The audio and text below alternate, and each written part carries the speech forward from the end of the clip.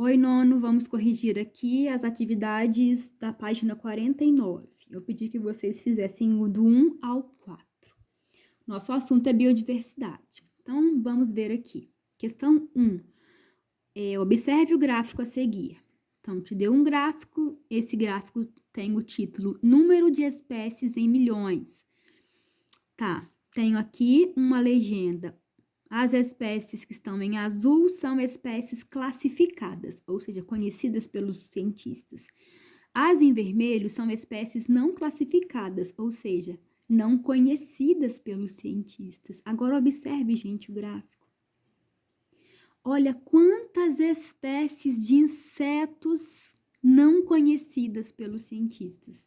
Olha quantas espécies de fungos, de aranhas, algas, nematóides.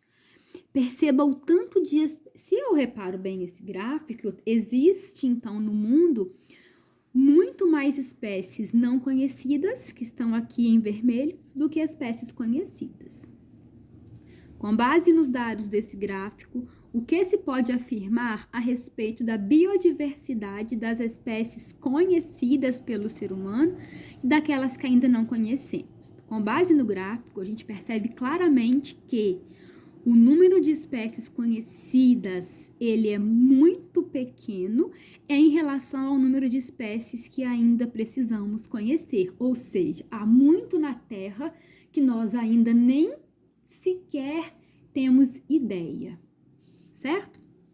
Questão 2.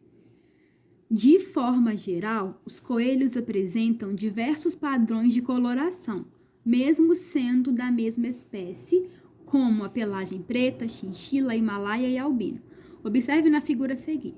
Então, disse que há várias pelagens para coelho. O coelho preto, chinchila, que é esse cinza, himalaia, que é o branco com as extremidades pretas, e o albino, que é o de olhos vermelhos e pelo branquinho. Letra A. O que justifica a existência de diversas colorações da pelagem dos coelhos? Gente, esses pelos diferentes, eles são provocados por DNAs diferentes, mudanças no DNA, certo? E essas mudanças no DNA nós chamamos de mutações. Letra B. Por que populações com variabilidade nas suas características têm mais chance de sobreviver? Nós falamos o seguinte, que quando as espécies elas têm diferenças, como a pelagem, elas têm maior chance de sobreviver. Por quê, gente? Porque algumas características, elas favorecem a camuflagem, por exemplo. Imagine esse coelho aqui branquinho. Ele se camufla muito bem na neve. Então, isso é uma característica que provoca mais chance de sobrevivência. O coelho preto, ele se camufla muito bem à noite, né? Um coelho chinchila se camufla bem entre as folhas secas. Então, olha a pergunta. Por que populações com variabilidade nas suas características têm mais chance de sobreviver? Porque se a característica é diferente, ela permite o animal ocupar um nicho ecológico diferente, permite com que o animal sobreviva e reproduza mais, certo? Questão 3. Quando parte de uma floresta é derrubada e uma pequena área permanece isolada, as árvores que ficam no interior da floresta passam a estar nas bordas do fragmento. Então, uma questão sobre efeito de borda, né? Muitas espécies têm dificuldades de adaptação a essas novas condições ambientais, levando à diminuição da sua população. Por que isso ocorre? Gente, quando eu fragmento uma floresta, eu aumento a borda, certo? E por que isso vai levar à diminuição da população? Porque as espécies que estão adaptadas a viver no interior da floresta não sobrevivem nas condições de borda. Que condições são essas? Maior vento, maior luminosidade, maior temperatura, menor umidade, certo? As condições do interior da floresta são extremamente diferentes daquelas da borda. Então, uma planta de floresta de interior não sobreviveria na borda. Por quê? Porque as condições são extremamente diferentes. Então, elas vão morrer. 4. Um aluno estava estudando sobre a preservação das espécies e sugeriu que, se um habitat for destruído, o problema pode ser resolvido se espécies das áreas destruídas forem levadas para uma área qualquer de preservação. Com base nos seus conhecimentos sobre o assunto, essa técnica seria eficiente? Justifique a sua resposta. Essa questão é boa, né, gente? Disse assim, se eu desmatar uma floresta, não tem problema, porque eu posso pegar as plantas daquela floresta e plantar em qualquer outro lugar. Aí perguntou assim, essa técnica seria eficiente? Justifique. Claro que não, né, gente? Por quê?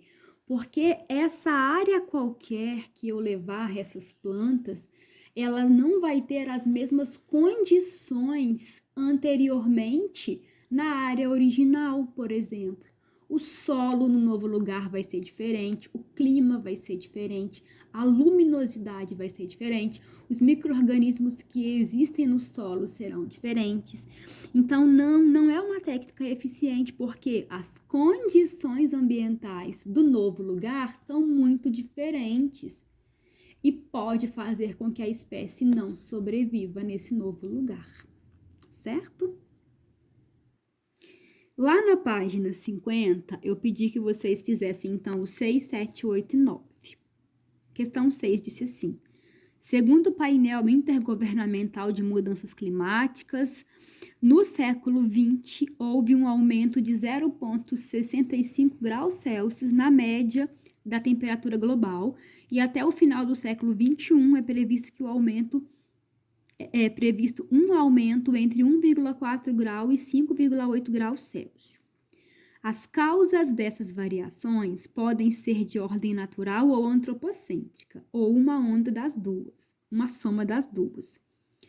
De que forma as alterações climáticas podem levar à perda de biodiversidade? A turma, não é novidade, né, de que a Terra está ficando mais quente devido à poluição que o homem está jogando na atmosfera. A pergunta é, de que forma as alterações climáticas podem levar à perda de biodiversidade? Gente, o calor excessivo do solo, do ar e da água, ele provoca perda de habitat, ou seja,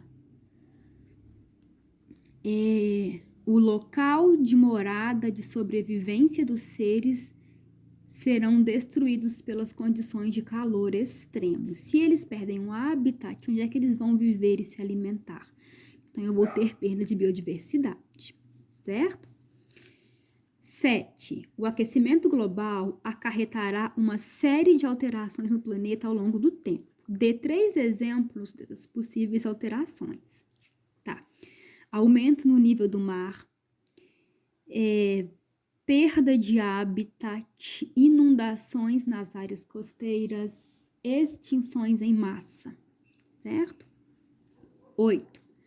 Alguns cientistas acreditam que o reflorestamento e o plantio de árvores em áreas sem vegetação pode minimizar o aquecimento global. Você concorda com essa afirmativa? Justifique sua resposta. Gente, reflorestar é plantar árvore, né? Tem cientista que acredita que se a gente plantar muita árvore, a gente pode diminuir o aquecimento global. Isso é verdade? Você concorda? Sim, tá? Por quê? Porque o que causa o aquecimento global é principalmente um gás chamado gás carbônico. Esse gás carbônico, ele é um gás que, por característica, ele retém o calor na atmosfera.